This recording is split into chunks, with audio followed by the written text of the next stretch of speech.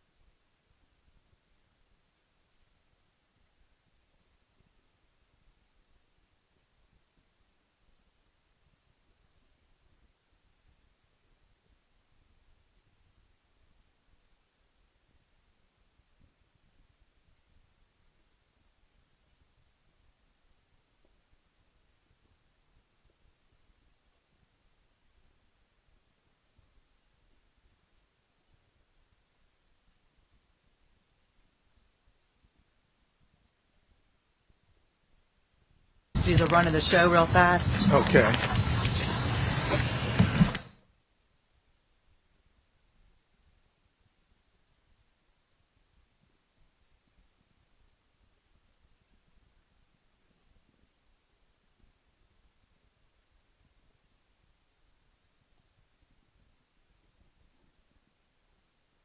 All right. Talk to your production team. So good afternoon. Thank you for showing up, or good morning this morning. I'm going to introduce the people behind me. Then we are going to distribute the press release. The APD, the Chief Jackson will give a few remarks. The mayor will give a few remarks. We'll take questions, and we hope to wrap up by noon, okay? To my right, I have Chief Edward Jackson, Mayor Gavin Buckley, Alderwoman Rhonda Pindell Charles, Captain Justin Kleindist, Secondary Detective Nancy Moore, and Primary Detective Courtney Moore.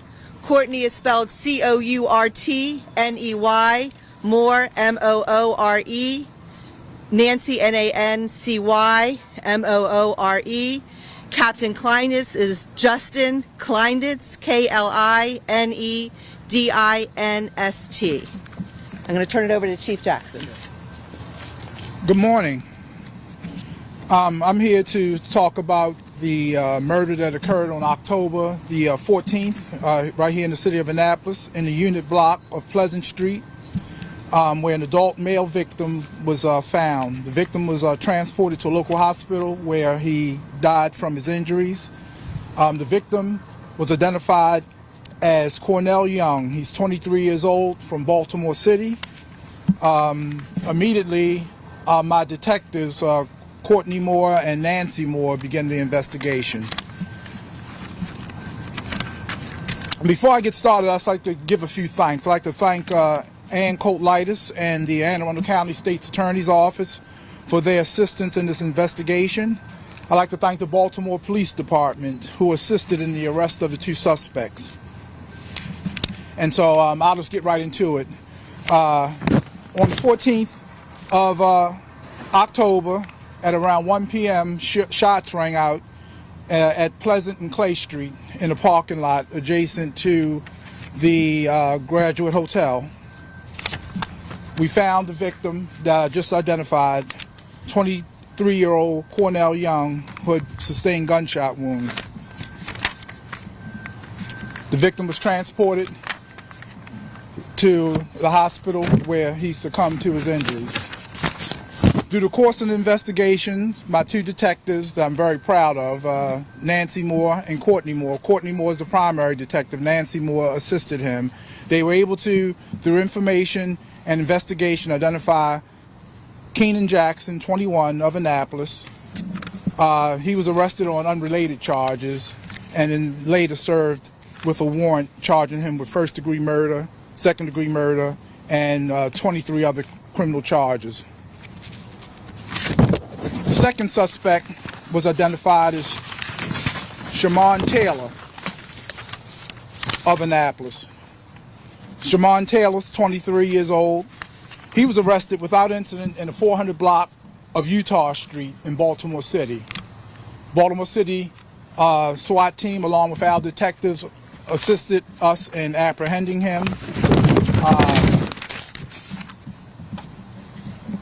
As a result of information, we were able to trace him to the city of Baltimore. He had fled Annapolis and went to Baltimore, where he was arrested at that location. Our prayers and condolences go out to the Young family. Again, when we come to Annapolis, we want to provide the best environment in this beautiful city, and we want people to enjoy ourselves, but I'll wrap up by saying that if you come here to pull triggers and to do harm to both our citizens and our visitors, our tourists, then we're going to come after you. Annapolis Police Department is fully committed to coming after you. This kind of lawlessness won't be tolerated in the city of Annapolis. And so I'm very proud of the good work that my detectives did in apprehending this suspect. You know, that this has been an area that we're going to address where this crime occurred. And so having said that, I'll turn it over to Mayor Gavin Buckley for further comments. Thank you for being here. Cornell Young was a human being. He was 23. He had a mum and a dad and a grandma and a granddad. And now he's not here. So we are imploring the community to not try to solve problems with guns. Nothing good can come from using a gun. And we won't tolerate guns in our community. I want to thank the excellent work of the Annapolis PD. Just like in the location before, they had this case laid out for us within 24 to 48 hours. And they went to work. They took a lot of risks to find the perpetrators of this crime. We are lucky to have a first-class police department and first-class detectives here in Annapolis. I also want to thank the community, because I think the community is tired of people thinking that they can come into their neighborhoods and enact this kind of horror. We won't tolerate it. Are we going to catch anybody that tries to do these things in our community? I want to thank Police Chief Jackson for the excellent job that he's done in capturing all the murderers, and these people are murderers that have come into our community and taken people's lives. We have caught over half of the murderers from 2020, and it wouldn't happen without Police Chief Jackson's leadership and the community, who are sick and tired of this kind of violence. So I want to thank the whole team that put this crime down. It's not going to bring anybody back. Doesn't make me feel good to know that we've caught people, because people are dead and they're not coming back, and lives are ruined forever. But I want to say that Annapolis is a safe place.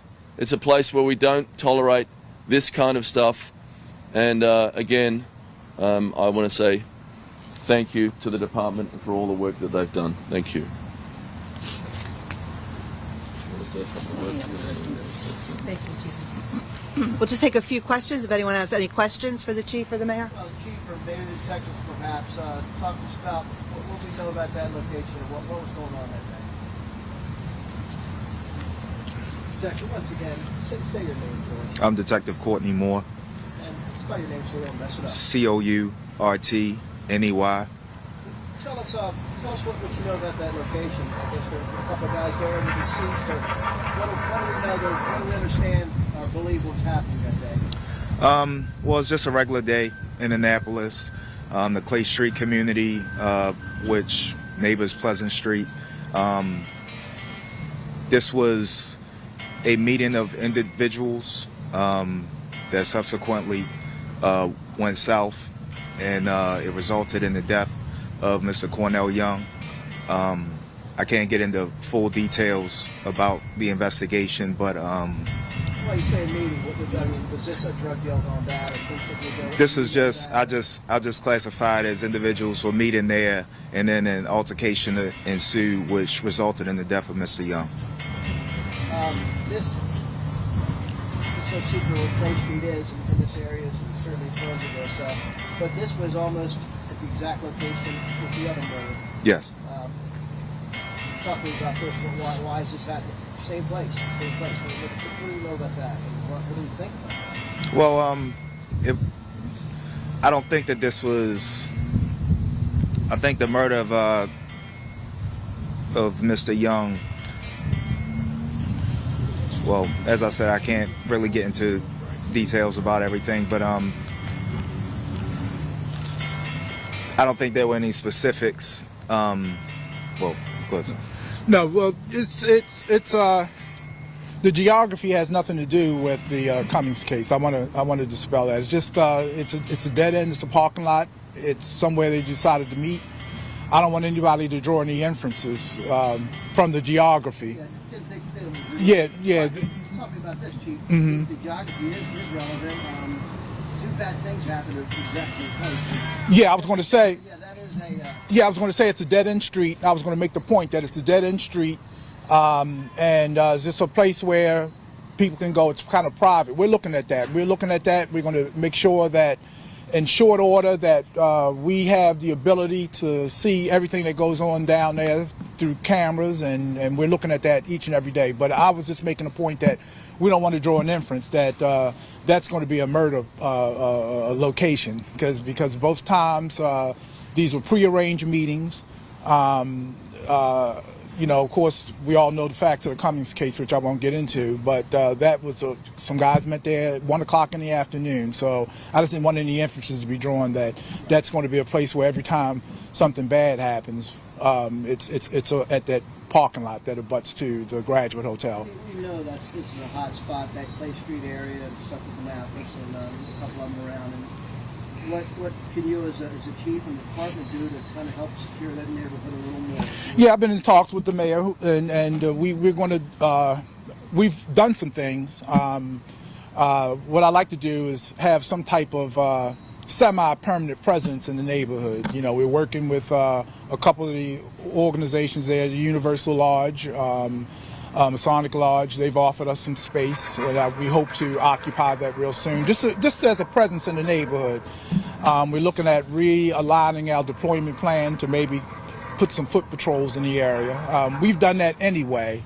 But of course, we all know that when people make the poor decision to pull the trigger, sometimes police can be in the area, and as soon as the police leave, then they'll do what they have to do. And then again, when two individuals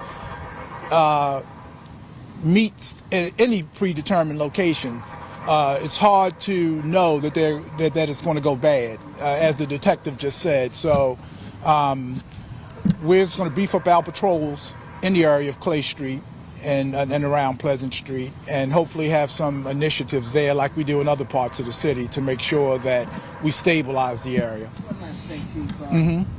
Talk to me about, there seems to be a Baltimore connection. You know, the suspect, the Annapolis guy, went to Baltimore. This other guy from Baltimore came here. Is this a big city crime coming to a smaller city, or is this, we've never happened in Baltimore? Do you see it that way? Well, in this case, the suspects were from Annapolis. They were from the city of Annapolis. The suspects, the victim was from Baltimore. Okay, the victim lived in the northwest section of Baltimore City, and the suspects were actually from the city. So this wasn't, in this case, it wasn't a scenario where Baltimore came here to commit crimes. The victim was from Baltimore. The suspects are from Annapolis. Mm-hmm. One more question.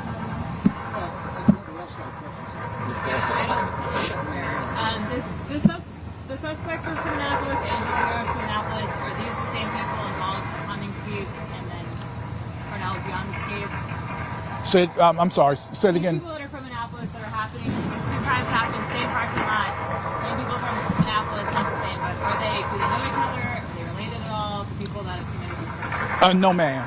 No, ma'am. The murder of Mr. Young has no connection whatsoever to Mr. Leonard's case. And these meetings that are happening in this parking lot, you're saying they're not involved with that? What's been my experience, 40 years as a police, some places crime is environmental sometimes, and sometimes every so many years you have to look at the environment, because sometimes the environment is just ripe for crime. It's like going into an alley. You know what I mean? The suspect's not going to commit a crime. It's a higher probability that a suspect will commit a crime behind the building as opposed to in front of it that's in view of the public. So that's the point that I was making.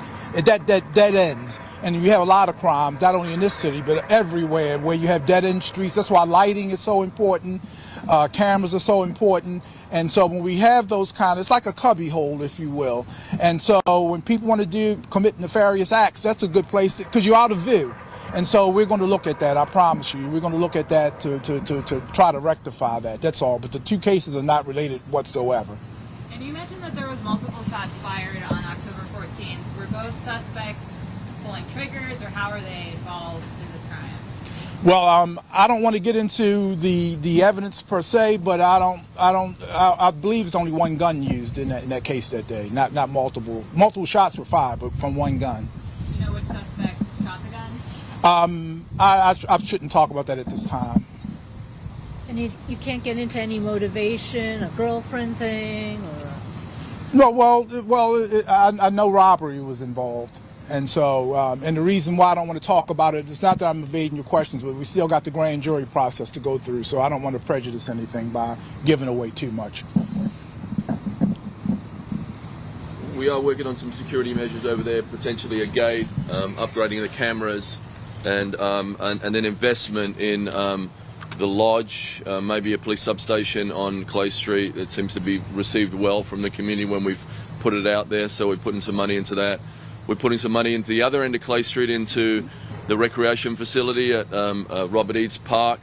We're putting a lot of money, also state money, into the Stanton Center. So we think when you invest in these areas and you make the upgrades, that you really make some of the bad things go away. So we focus in heavily on what we can do to change some outcomes in that neighborhood. So. Did you see how many times Young was shot? Just more than once, I'll say that. I'll say that, Lily. Just more than once. Okay, thank you again. I just want to thank again, Detectives Nancy Moore and Courtney Moore. I'm so proud of the Annapolis Police Department, our Criminal Investigation Division, as the mayor stated before.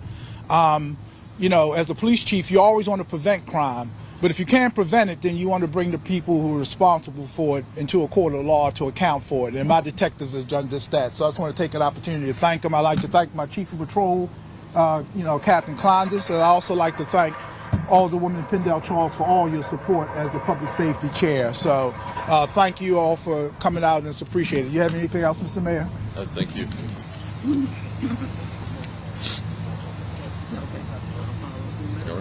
Thanks. I think we have what we need. Thank you.